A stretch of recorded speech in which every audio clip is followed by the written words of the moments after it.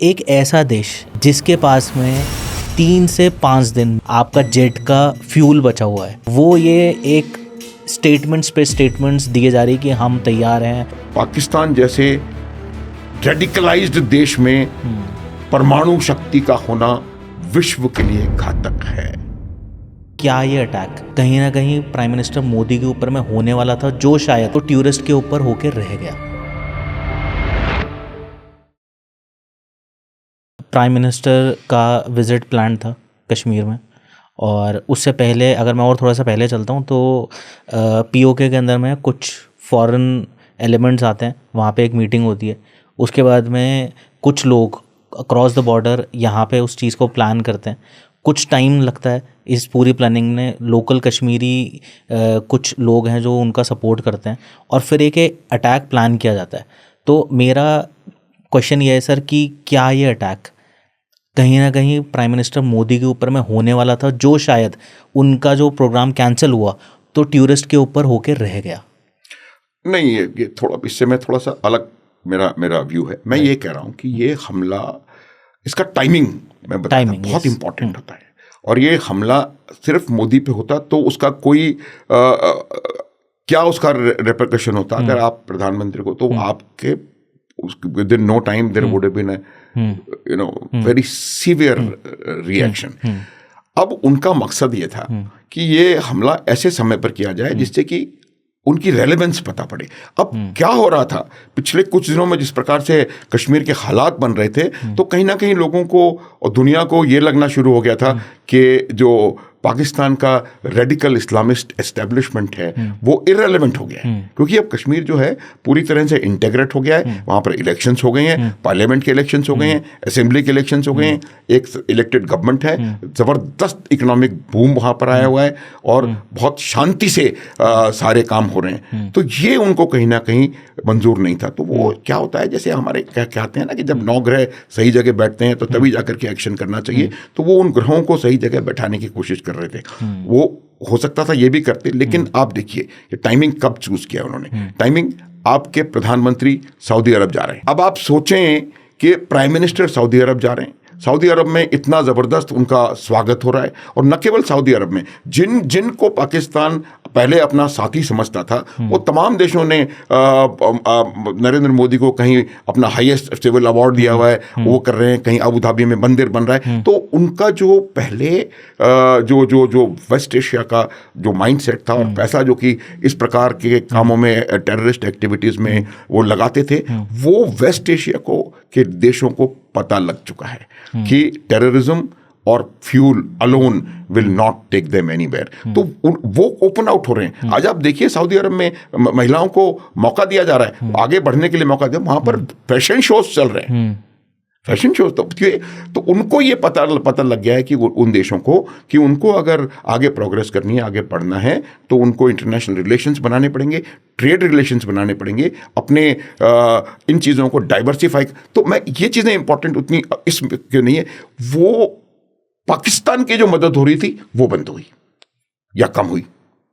अब उस देश में जब आपके प्रधानमंत्री जा रहे हैं, तो जब वो लैंड वहाँ करेंगे, तो बजाय ये हेडलाइन होने के कि मोदी अराइव्स इन रियाद और wherever he was going, headline will be कि कश्मीर में हमला, कश्मीर में कुछ नहीं। तो ये उनका एक उद्देश्य था। दूसरा, जेडी वांस वो भारत आए, भारत आए, लेकिन अमेरिका का, पाकिस्तान का उन्होंने टूर नहीं किया। नॉर्मली क्या होता था कि ऐसे टूर, ये इंडोनेशिया का भी प्रेसिडेंट, उन्होंने भी पहले जा रहे थे, वो कैंसिल किया। तो जब वो आए, अब ऐसे समय पर जब कुछ होगा तो वो मैसेज सीधा पूरी दुनिया को जाएगा, पूरे वेस्टर्न वर्ल्ड को जाएगा, यूएस को जाएगा कि वी आर स्टिल रेलेवेंट, हमसे मिलो, हमारे पास नहीं आ रहे हो लेकिन हमारे पास आओ, because we are still relevant. Kashmir, not all is well in Kashmir.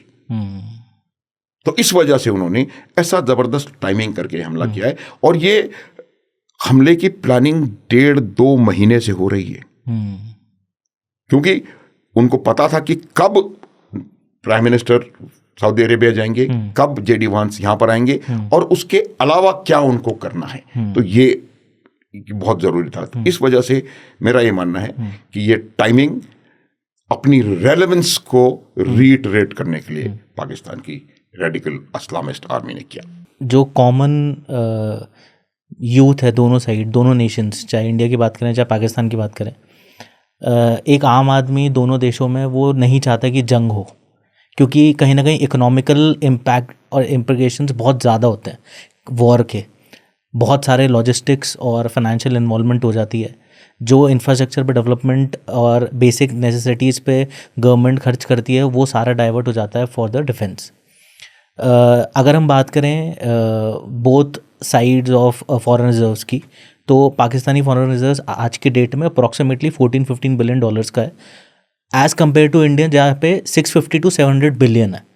तो एक ऐसा देश जिसके पास में फॉरेन रिजर्व्स भी नहीं है, जिसके पास में 3 से 5 दिन मैक्सिमम 1 हफ्ते का आपका जेट का फ्यूल बचा हुआ है, अगर वो फुल स्केल वॉर पे जाता है, तो वो एक देश और उसकी जो पूरी इकोसिस्टम एडमिनिस्ट्रेशन है, वो ये एक स्टेटमेंट्स पे स्टेटमेंट्स दिए जा रही कि हम तैयार हैं, हम ये कर रहे हैं, हम वो कर रहे हैं। तो ये कहीं ना कहीं सर आपको नहीं लगता कि पूरी नाइंसाफ़ी हो रही है उस जनता के ऊपर में भी, जो कि अपने लीडर्स को ट्रस्ट करके बैठी है पाकिस्तान के अंदर? देखो कुणाल, कल मैं एक नेशनल चैनल पे था, एक वहाँ पाकिस्तानी मित्र भी थे, और उनका ये मानना था कि वो बहुत खुश हैं इस चीज़ से। मैंने पूछा भाई क्यों खुश हो? कहता कि इसकी वजह से हमारे देश में एकता हो गई। ये जब माइंडसेट, आपके देश का माइंडसेट ये है, आप दूसरे देश की नेशनल चैनल के ऊपर जाकर के इस प्रकार की बात कर सकते हैं, ये माइंडसेट है। और मैं आपको बता दूं कि पाकिस्तान के औकात में ये जो रिएक्शन पाकिस्तान का आ रहा है, मैं थोड़ी देर पहले भी कहा था कि डिसप्रपोर्शनेट रिएक्शन है। ये रिएक्शन डिसप्रपोर्शनेट इसलिए है क्योंकि ये रिएक्शन आउट ऑफ फियर आया है। और वो जो फियर है, वो फियर लड़ाई का नहीं है कि भारत ने युद्ध शुरू छेड़ दिया। हमने तो एक जीप भी मोबिलाइज नहीं करी अभी। हमारे आर्मी कमांडर साहब तो अभी थोड़ी देर पहले Pahalgam, chief of the army Pahalgam जा होकर के आए अपने, कोई हमने मोबिलाइजेशन नहीं किया। उसके बावजूद इतना डिसप्रपोर्शनेट रिएक्शन है उनका कि उनके लीडर्स बात कर रहे हैं कि हम ये कर देंगे, लहू बहा देंगे, खून बहेगा, दरिया बहेगा। उनका एक बंदा कहता है कि हमने 130 बम उधर कर रखे हैं, शाहीन वहाँ लगा रखी है, और उनके आर्मी वालों में मोबिलाइजेशन हो गया, उनके डिविजन्स बाहर आ गए। जो ट्रेनिंग कैंप्स हैं उनको बंद कर दिया है, लॉन्च पैड्स को खाली करवा लिया है, गाँवों को खाली करवा लिया है। ये रिएक्शन है, this reaction is out of fear. And fear किस बात का? 2 बातें बताई थी मैंने। फियर भारत की पॉलिटिकल विल और मिलिट्री कैपेबिलिटी का कंबाइंड फियर है, और यही फियर उनको बाध्य कर रहा है कि वो, हर नेता उनका कह रहा है कि हम परमाणु शक्ति का प्रयोग करेंगे। हमने परमाणु शक्ति होटल में सजाने के लिए नहीं लगाई हुई है। और यही चीज़ मैं कह रहा हूँ कुणाल, इसका हमको फ़ायदा उठाना चाहिए। ये जाके बताना चाहिए पूरी दुनिया को कि ये देखो कितनी इर्रेस्पॉन्सिबल कंट्री ये है। इनकी सारी एड बंद होनी चाहिए, चाहे वो वर्ल्ड बैंक से आ रही है, चाहे वो IMF से आ रही है, चाहे वो एशियन डेवलपमेंट बैंक से आ रही है, चाहे कहीं से भी आ रही है। तो ये चीज़ इंटरनेशनल कम्युनिटी को पता होनी चाहिए कि पाकिस्तान जैसे रेडिकलाइज्ड देश में परमाणु शक्ति का होना विश्व के लिए घातक है, विश्व के लिए घातक है। आप मेरे को एक पॉलिटिकल लीडर या एक मिलिट्री लीडर बता दो जिसने पिछले 4-5-6 दिन से ये कार्रवाई हो रही है, किसी ने बम इसकी बात करी हो या युद्ध की भी बात करी हो।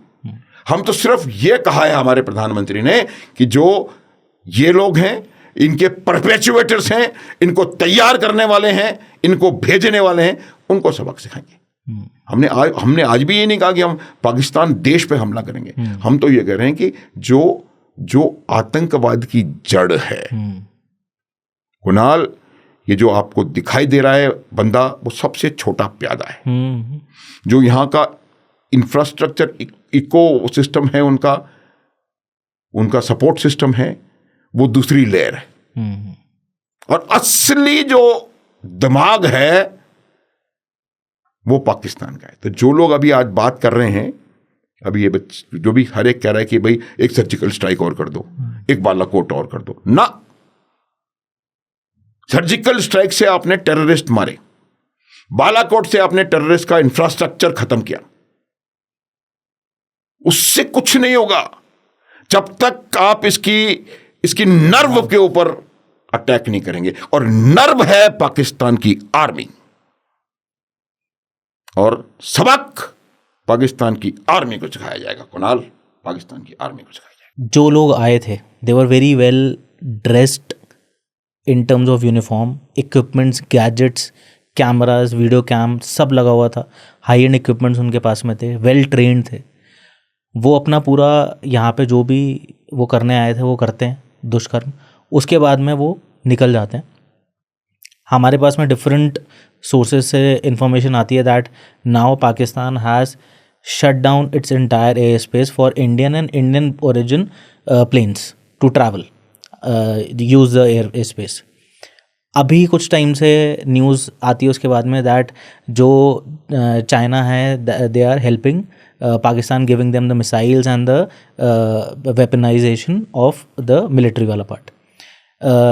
ईरान said that हम मीडिएट करने को रेडी हैं, है ना, अगर इंडिया और पाकिस्तान चाहता है तो। अमेरिका said कि ये पूरा जो मैटर है ये इंडिया विल हैंडल दैट, है ना। रशिया ने ऑलरेडी अपने टूरिस्ट को बोल दिया है कि don't travel to, advisory issue कर दिए, डोंट ट्रैवल टू पाकिस्तान, जो ऑलरेडी हैं वो वापस जाइए। अगर हम पूरा इकोसिस्टम में पूरा वर्ल्ड का जो देख रहे हैं, जो टॉप एंड लीडर्स हैं all over the world, they are into India support now, first time in our history, in like my age till now, मैंने पहली बार देखा है कि इतना ब्लाइंडली सपोर्ट इंडिया को पूरे वर्ल्ड से मिल रहा है। और पाकिस्तान को एक दो जगह हैं जहाँ से उसको ये चीज़ें हो रही हैं, वो भी आई थिंक बिकॉज चाइना का सी पैक कॉरिडोर उससे इफेक्ट हो सकता है, तो उसको वो शायद डर होगा, तो मे बी शायद पाकिस्तानी एडमिनिस्ट्रेशन जो है वो ये बोल दे। इस पूरे सिनेरियो को कैसे देखते हैं सर? ये पहली बार हुआ है कि एक पाकिस्तान के खिलाफ टेररिस्ट रेजोल्यूशन यूएन में पास हुआ है जिसमें चाइना ने वीटो नहीं किया। चाइना वहां पर था, चाइना का अपना एजेंडा है।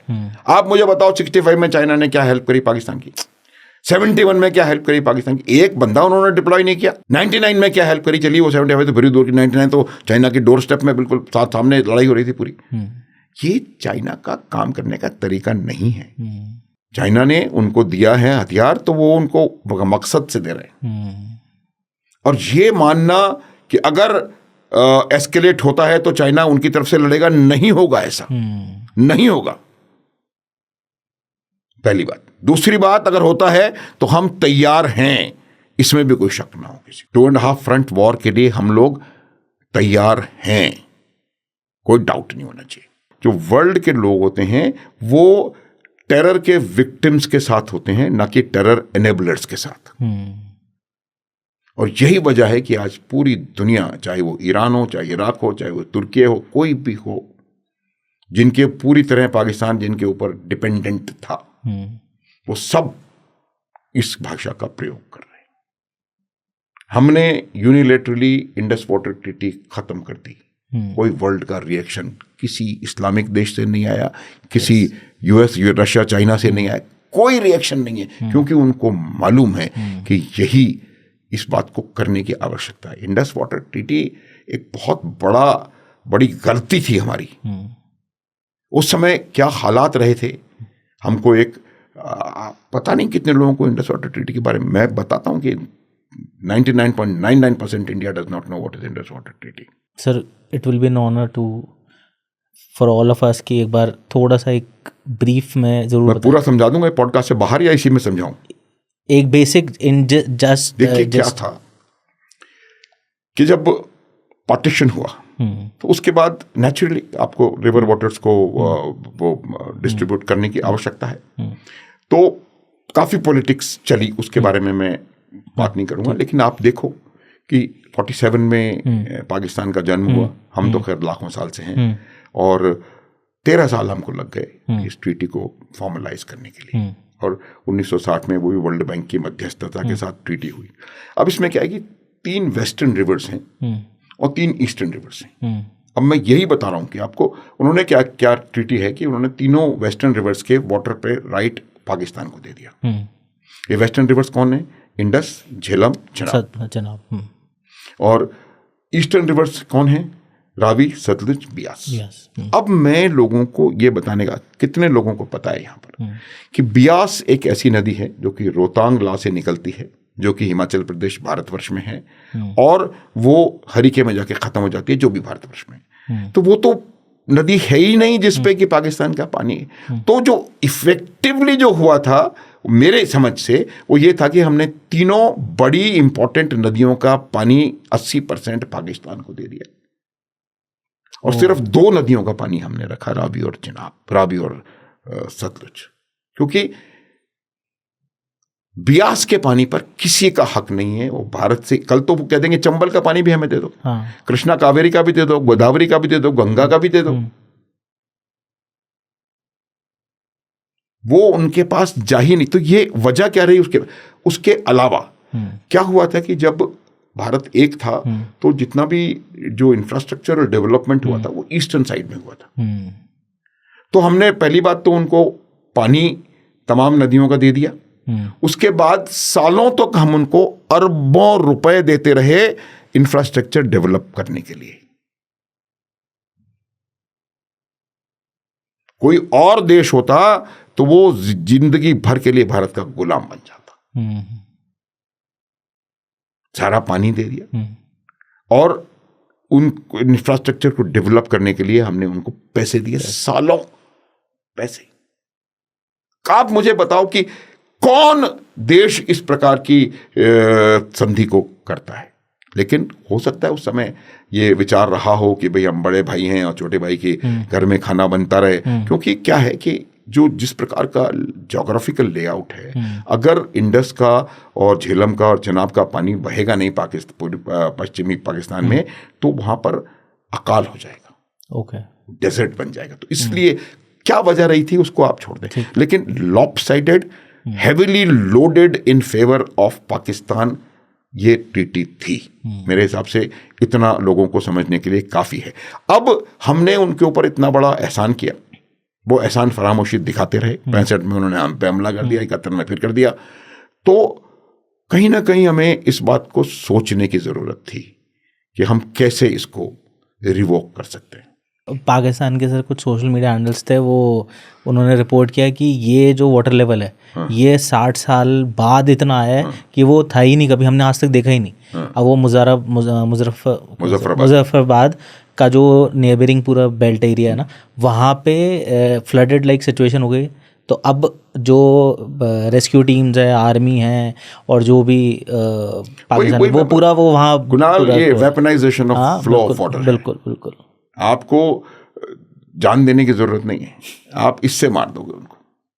और इसके बिल्कुल क्लियर वो हैं कि यू कैन, अब अमेरिका ने भी तो CTBT से निकल गया बाहर, या IRBM से बाहर निकल, जो जिसकी जहाँ when it comes to existential threat to you, और when you are in a situation like this, you can unilaterally, ये उसमें जो है उसमें 65th और सम पैराग्राफ इज देयर, वहाँ पे लिखा हुआ।